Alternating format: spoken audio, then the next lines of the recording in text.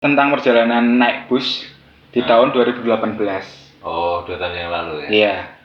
Dari Banyuwangi ke Sidoarjo. 250 kilo kira-kira ya, 5 Iya, jam sih. lah. Tapi 5 menit, Mas. 5 menit? Iya. Oh.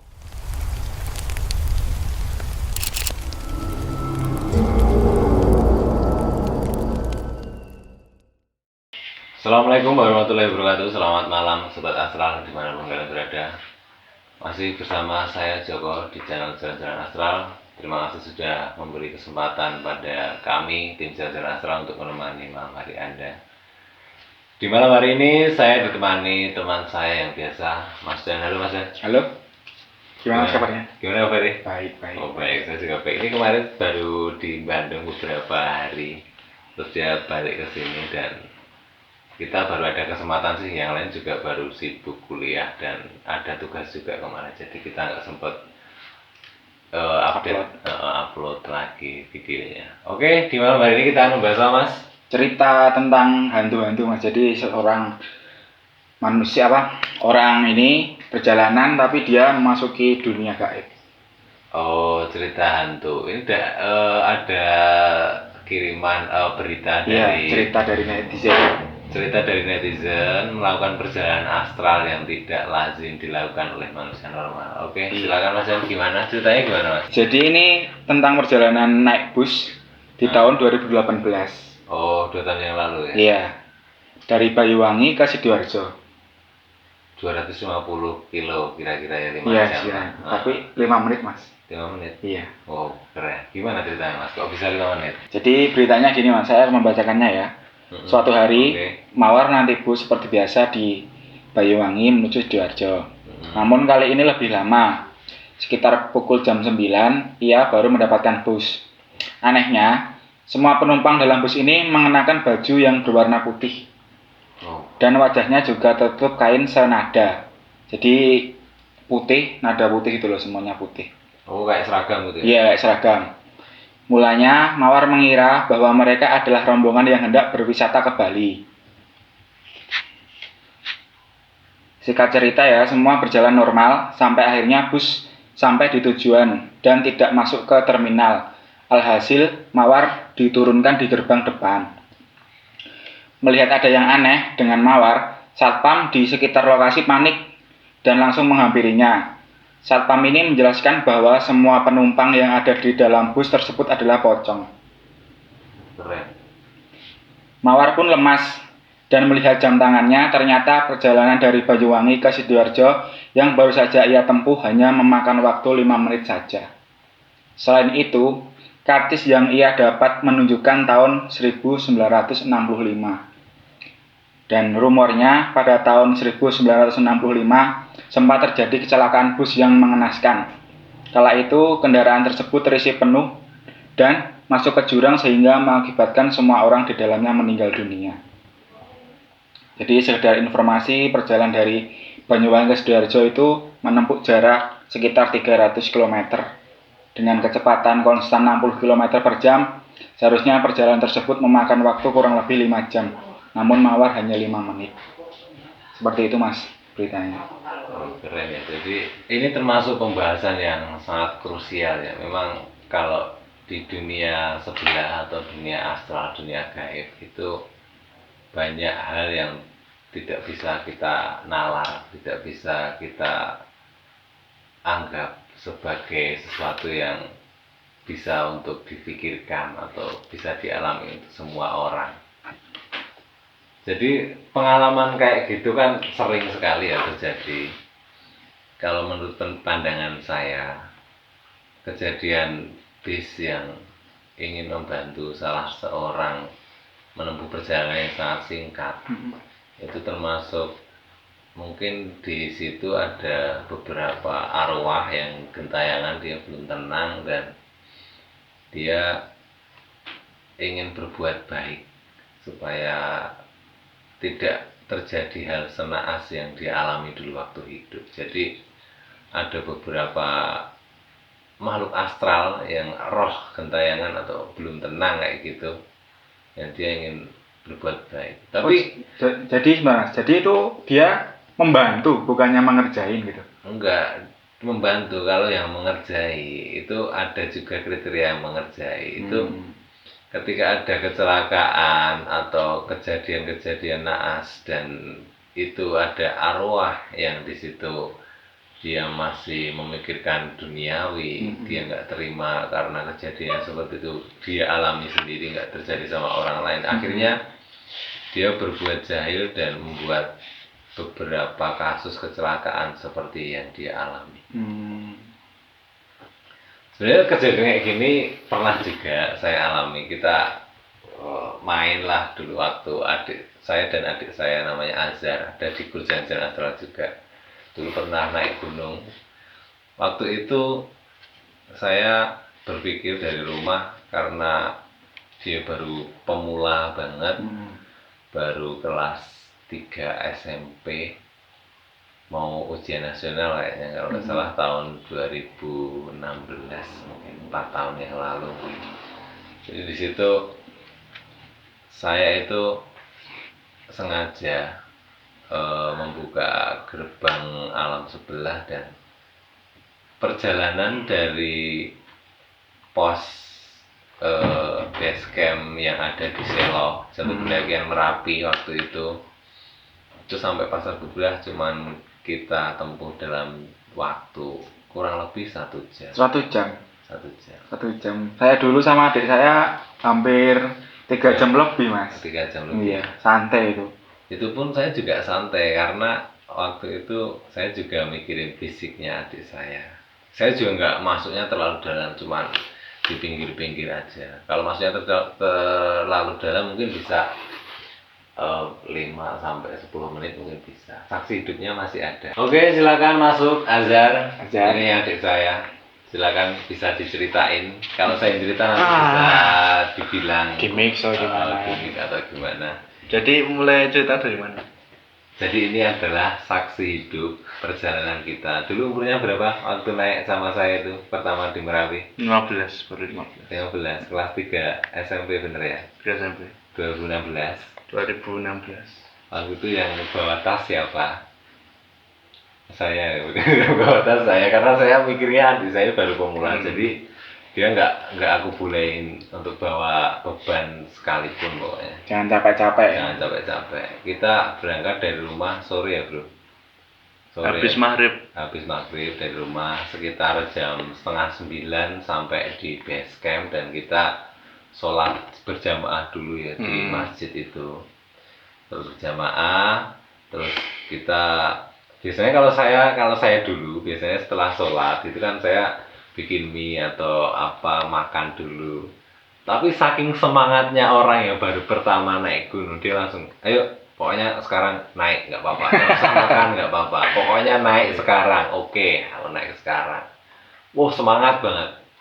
Saya tuh salutnya itu ini orang ini semangatnya luar biasa.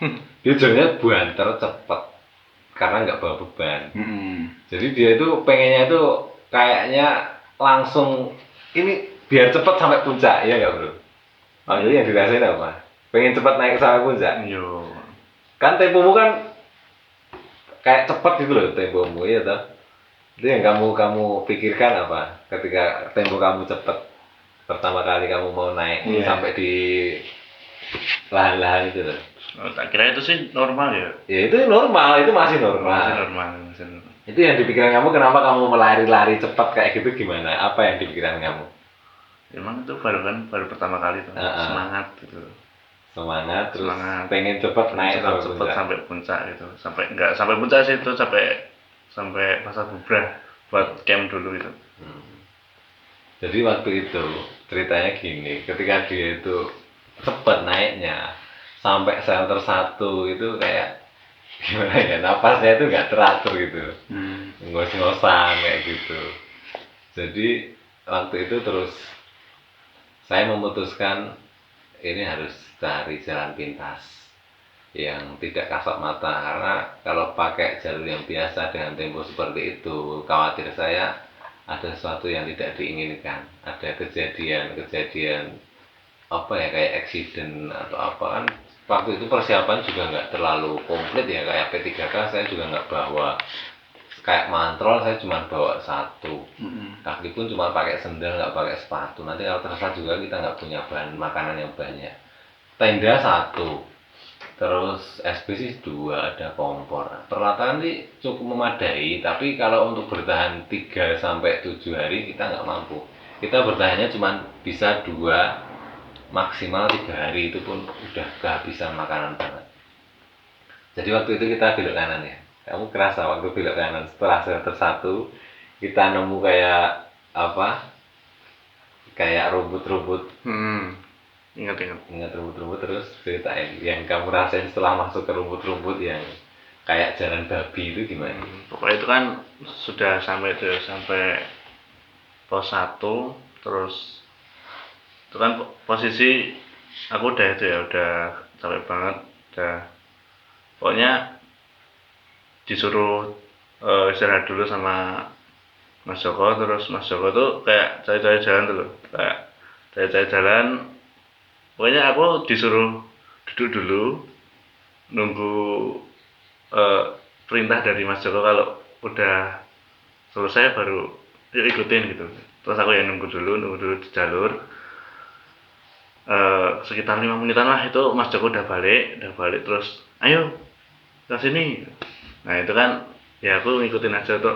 Terus kan kok yang aku rasain tuh kok jalannya tuh cuman landai itu loh, nggak ada naik-naiknya sedikit pun. Terus kok tahu-tahu sampai pasar Bubrah itu kan nggak normal banget.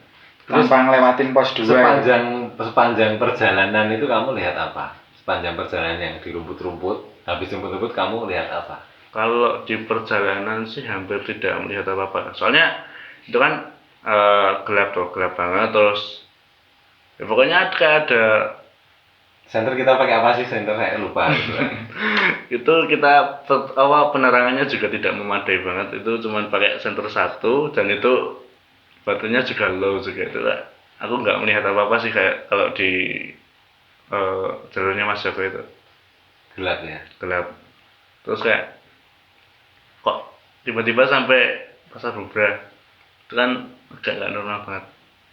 Maksudnya pengalaman kamu waktu kamu habis masuk rumput-rumput itu cuma gelap, nggak ada Ya. kamu lihat ladang atau lihat sawah, persawahan. Mungkin apa ya, mungkin lebih ke bukan ladang sih, kayak rumput-rumputan kecil gitu loh. Tapi ditanam orang apa enggak itu rumputnya? Nggak tahu sih, aku lupa. Kayak ya tetap itu kan cuman jalannya lurus landai gitu kan. Tapi di kiri kanan tuh ya tetap ada rumput-rumput tapi gelap gitu loh.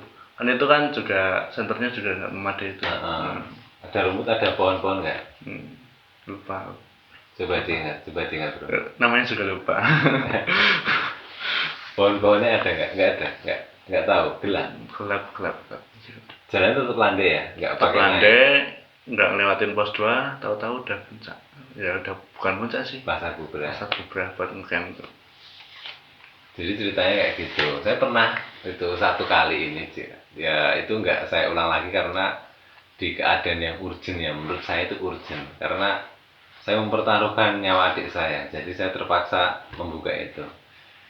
Sebenarnya bukan cuma manusia atau makhluk lain. Setiap makhluk yang punya kunci daripada gerbang seperti itu bisa membuat.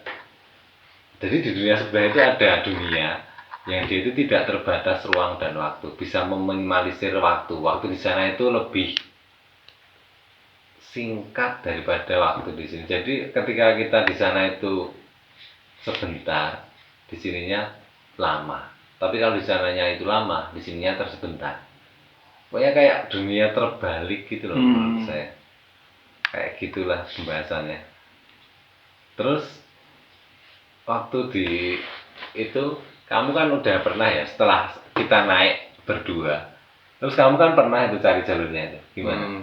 Nah itu kan aku kan naik Merapi udah 3 kali. Itu kan yang pertama sama Mas Joko.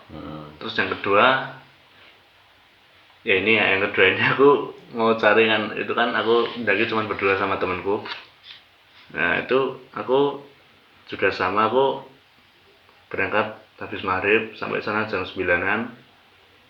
Terus habis maghrib itu kan udah sampai kan, berangkat sampai beli tiket langsung naik aja, nggak usah pakai istirahat, nggak usah, pokoknya langsung naik aja. Terus kok akan kepikiran tahun-tahun sebelumnya pas pertama kali aku naik Merapi itu kan sama Mas Joko pakai jalur yang cepet. Nah itu kan aku niatnya mau mencari jalurnya, tapi kok udah tak turut, terus aku ingatnya jalannya sini, tak turut, terus kok jalan buntu semak-semak. Terus aku sama temanku tuh udah balik weh, terus pakai jalur normal ngelewatin pos 2 gitu sampai pokoknya lama.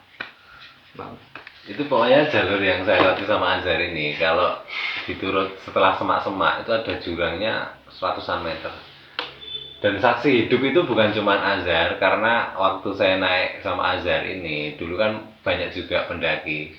Mungkin Azhar nggak tahu, tapi waktu dia tidur pas ngecamp itu banyak yang nanya, kok udah sampai sini mas, kok udah sampai sini, kayak gitu. Jadi waktu awal kan banyak itu yang di masjid itu kan, banyak yang di masjid kita bincang-bincang, kita kan jamaah berdua, tapi kan ada tim yang duluan naik sebelum kita, tapi kan sampainya kan duluan kita, bahkan kita udah tidur, udah bikin kopi. Banyak juga yang bilang kayak gitu. Memang ya semua gunung itu gaib, tapi kalau kita itu bisa bersahabat dengan mereka, bersahabat dengan, mungkin bukan cuma makhluk yang bergerak ya, tapi lebih tepatnya kalau menurut saya, menurut pribadi saya, kita itu harus bersahabat dengan semua barang yang walaupun dia tidak bergerak. Jadi kayak alam itu juga makhluk. Jadi kalau kita bisa bersahabat dengan alam itu banyak, ada alam gaib, ada alam kita, ada alam liar, ada alam sosial manusia yang dihuni sama kita, ada alam jin yang jarang dihuni sama manusia. Pokoknya banyak alam. Itu kalau bisa kita itu bersahabat sama mereka juga. Jadi kita lebih friendly. Kalau kemana-mana ada kesusahan, ada sesuatu yang penting, kita bisa minta tolong dengan alam itu sendiri. Oke, kalau pembahasan saya sekian dulu. Mas Dan silakan ada tambahan.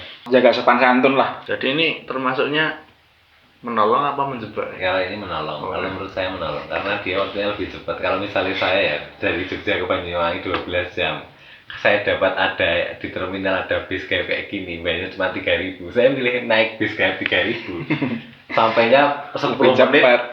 Iya, bayarnya lebih murah. Ini namanya menolong, bukan mengerjai. Banyak sebenarnya berita-berita kayak gini mas ya.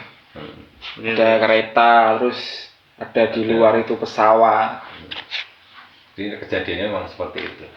Mereka udah lama di dunia gaib dan bisa mengantar kita dengan cepat kayak gitu kan, namanya menolong. Oke, sekian dulu dari kami tim Jalan-Jalan Astral. Silakan tulis di kolom komentar kalau ada tambahan atau ada pertanyaan, silakan share ke teman-teman kalian yang belum subscribe. Silakan subscribe untuk mendukung kita biar lebih semangat lagi membuat konten yang bisa menemani kegabutan Anda. Oke, sekian dulu dari kami tim Jalan-Jalan Astral. Assalamualaikum warahmatullahi wabarakatuh. Salam Astral.